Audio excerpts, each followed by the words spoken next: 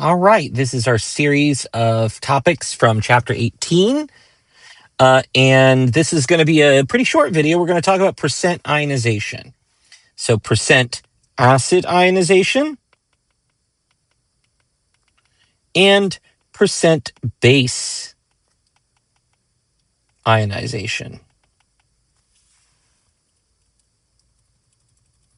All right, one moment here. So let's look at some examples. Well, first of all, let's define what percent acid ionization and percent base ionization are. So it's a measure of it's sort of a different way to measure how strong an acid or a base is. It's measuring what percentage of our acid molecules have been converted to its conjugate base form.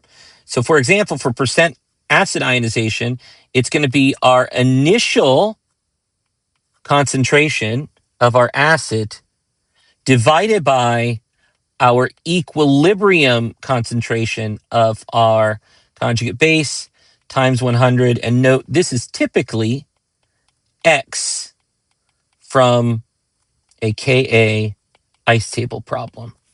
Okay, that will give us our percent acid ionization. For bases, it's the same deal. It's the initial concentration of your base divided into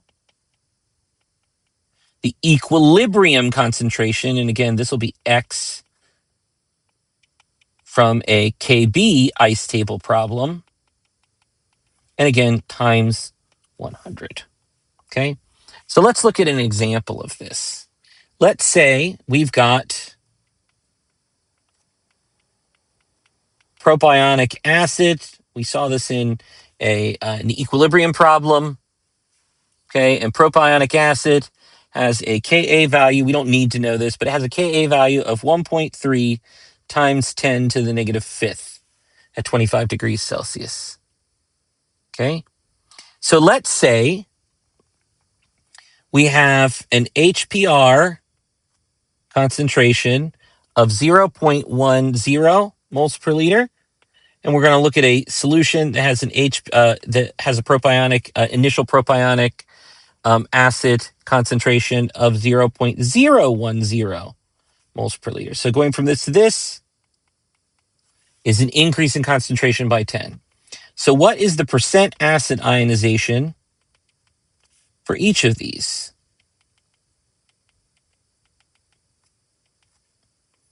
Well, in both cases, we're going to divide by our initial concentration of acid, and then we would need to know what the concentration of PR minus at equilibrium is in both cases.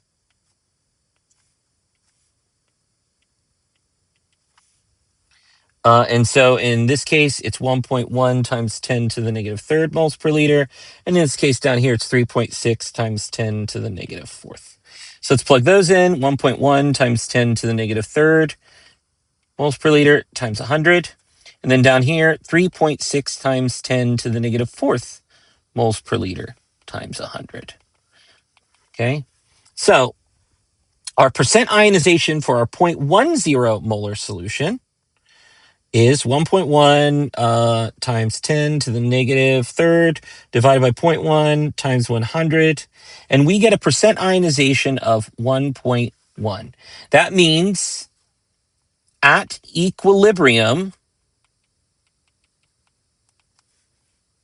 11 of every 1,000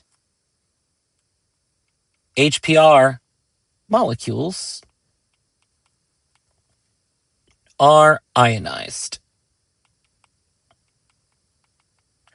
And if any of them, if any of our PR minuses grab an H plus, somewhere else at equilibrium in the solution, another one will ionize. So 11 out of every 1,000 is the way to think about it. Okay.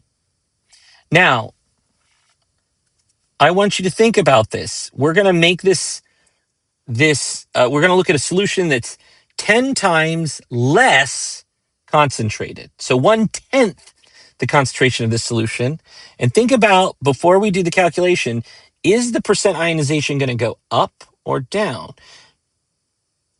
Most people, I think, are going to guess that it would go down. But let's calculate it.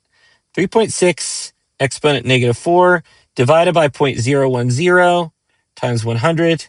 And here we get a percent ionization of 3.6. Okay, so 36 out of every 1,000 molecules are ionized at equilibrium. It went up. And so what we've just seen here is as we decrease the acid concentration,